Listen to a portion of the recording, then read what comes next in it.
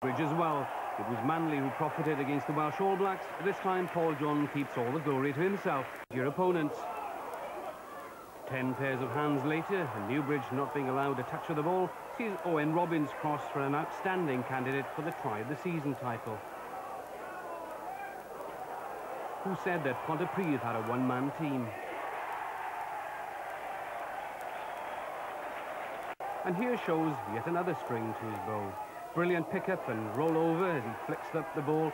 Twice involved again as the rest of his team steam up in support.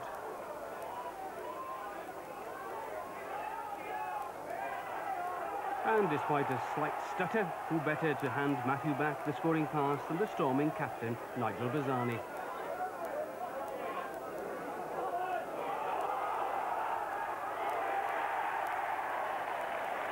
Who said that Pontypridd are over-dependent on Neil Jenkins? It's not just his kicking.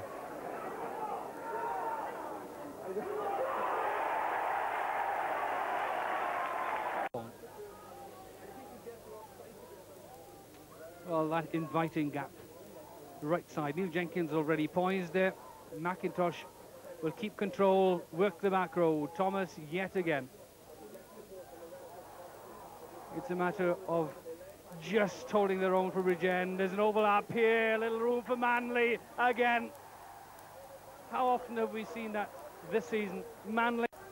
Well, the Bridgend defence has had time to reorganise.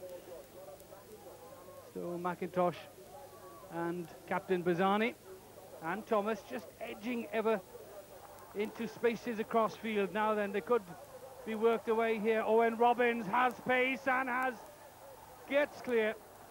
Beautifully worked by Pontypridd. The initial work. Naturally, fingers will be pointed at weak tackling, but who do you tackle when the ball carrier is supported in such numbers and with such positive intent? Yes, attitude as much as pace and vision, the attributes paving the way for David Manley.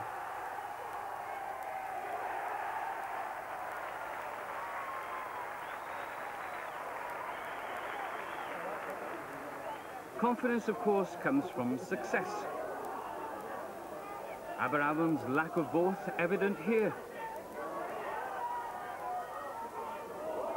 And ruthlessly exposed as backs become forwards.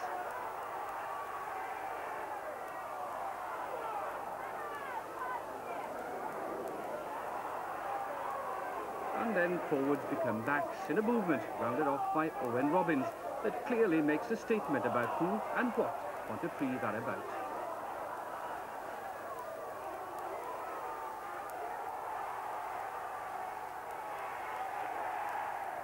I got 30 Pontypridd 32 sound. Nigel Bazzani's answer. Not that it was anything as he left for the proverbial bus. And then the brothers Lewis, Jason and finally Steele on hand to complete the move. Team. And the brother centres again involved. Jason, this time the scorer, to set up the perfect finale. A final kick to win the game. Now, who in Welsh rugby would you back to accomplish that feat? Well, Neil Jenkins, of course, but he wasn't playing. But Crispin Cormac was. Other dark shadows before fullback Crispin Cormac finished it off.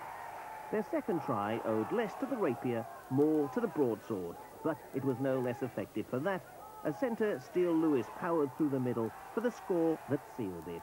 And it was Pontypridd who finished the stronger, as they rattled up their 9th league win in a row. Swansea and Neath. No problems with players. On went two influential replacements, amongst them Paul John. Fresh legs, sharp mind, astute kick, and there's no holding Matthew back. It. That's John sniping. Lewis, he's got a gap. Manley, back inside to Lewis, and it's Jenkins. That's the first try of the match. Pontypridd clearing up at the back. Good ball for Pontypridd. Jenkins, that's a little kick through. And Jenkins with pace. That's an electric burst from the outside half. He could score. Oh, good try, Jenkins. That's all the points again. And that's Lloyd. Pontypridd forwards again, forward, and that's Rowley. There's a big gap in front of him. Another score. Constructed Greg Prosser try.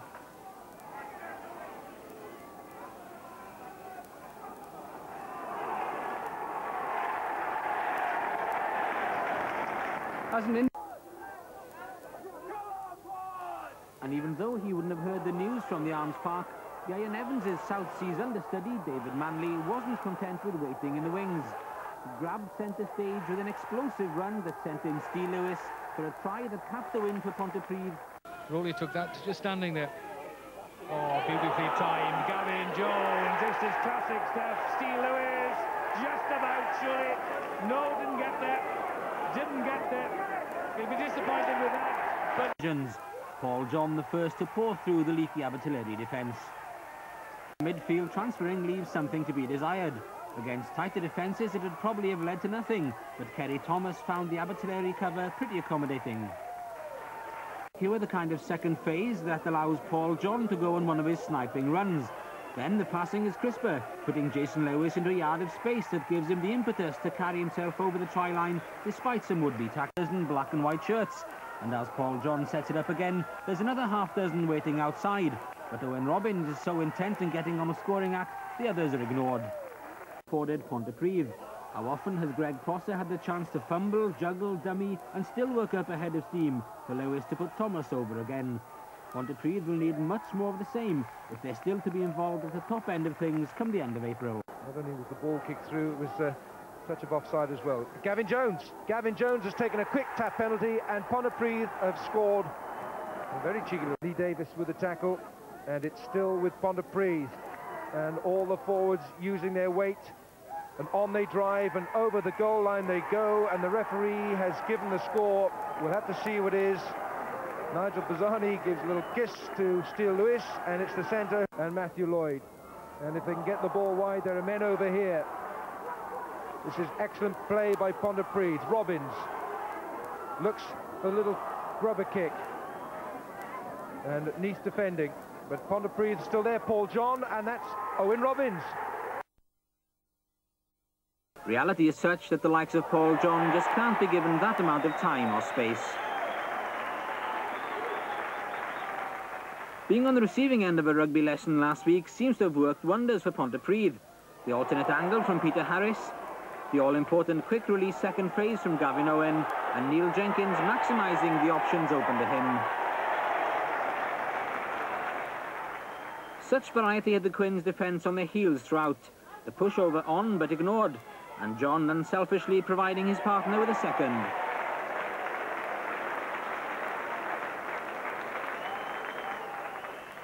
The skipper, though, wasn't to be outdone. With the Quins' breakaways tied in, there were ample spaces for John to probe. 2 apiece.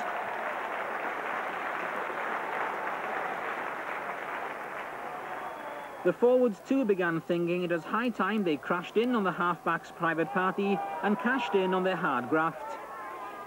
The ball literally taken from under the nose of number 8 McIntosh by lock Mark Rowley.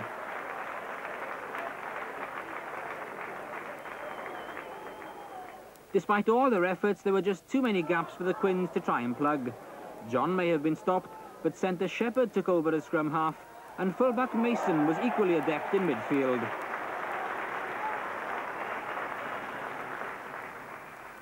Six tries adrift, but